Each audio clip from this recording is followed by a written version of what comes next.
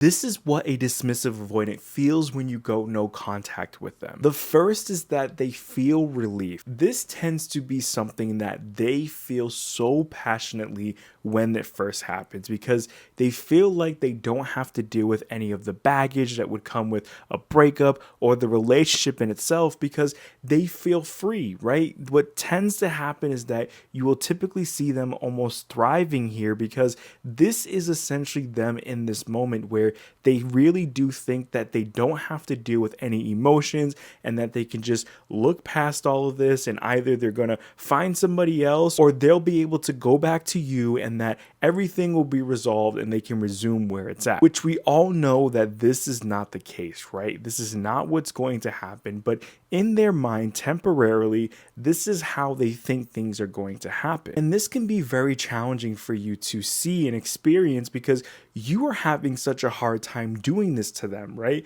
You really want to try to make things work and you want to try to do everything that you possibly can. And you are going through all these different emotions and they're just simply looking like nothing's bothering them and they're just thriving in this environment. But you need to understand that this again is on the surface level and they really haven't let that sink in to essentially realize the magnitude of what's going on because as we know, when it comes to an avoidant, especially a dismissive avoidant, it takes a while for them to really realize and start to feel those emotions of not only the breakup, but also you essentially detaching from them by going no contact with them. Which leads perfectly into number 2, and that is the awareness starts to creep in on them. No matter how many things that they do to distract themselves or make them feel like they're good, they are going to inevitably have to deal with these emotions that are going to come up. Every single person on this earth is going to have to feel those emotions.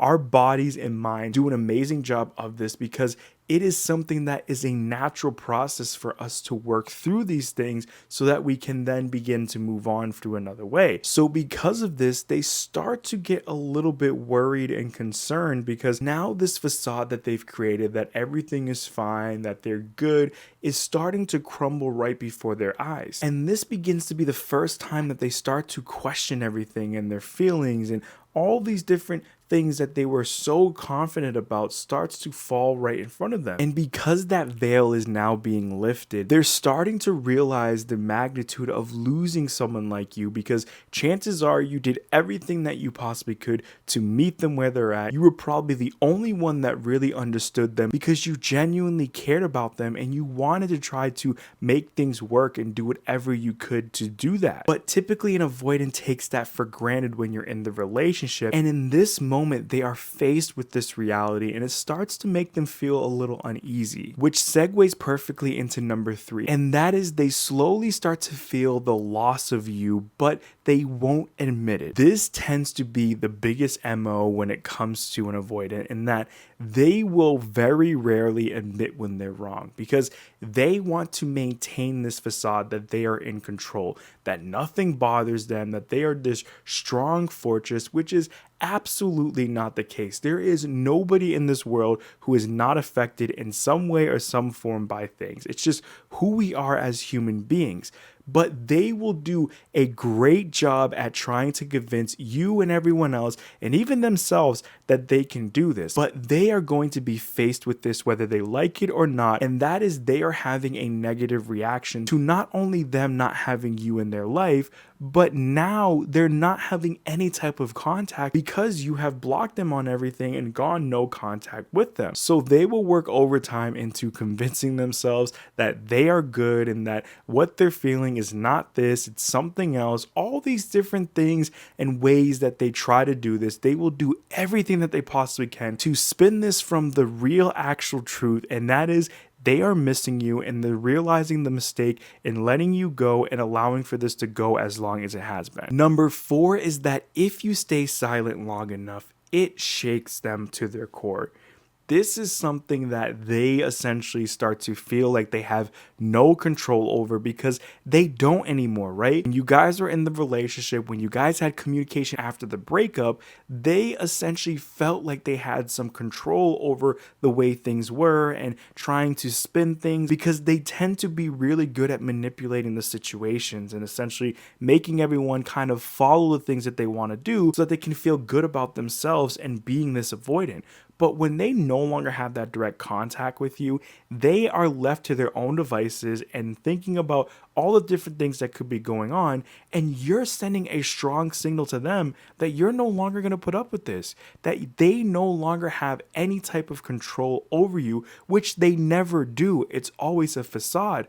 But this is more prevalent to them in this moment because they know that there's nothing that they can do. They can't reach out to you. They can't look you up on social media. There's very little that they can do here. And that causes them to essentially spiral because they don't know what to do and they have no control, which is exactly the opposite of what they want, right? They want to maintain control over every situation, every emotion, everything for that matter, right? Because that's what makes them feel secure and feel good, because they can predict everything that's going to happen. So this really throws them off because they're not used to this and they don't know really how to handle this. And the last thing that they will feel here is regret. And this will lead to either two things happening. Either one, they will reach out to you to try to work things out, which can be very challenging because they could be doing this just to try to see if they can reel you back in and make sure that you are available to them in some way or some form. And then once you get close enough and you do something that triggers their dismissive avoidant attachment style, it's going to just have this cycle go over and over again. Or they'll actually try to make some changes and work things out. But typically the first thing is what happens. Or the second thing, which unfortunately tends to be the most common thing that happens when it comes to a dismissive avoidant, and that is they will withdraw further. They would rather withdraw from you than to admit that they are wrong or have regret, because it's all about pride and protecting that ego essentially that they have when it comes to being a dismissive avoidant, right?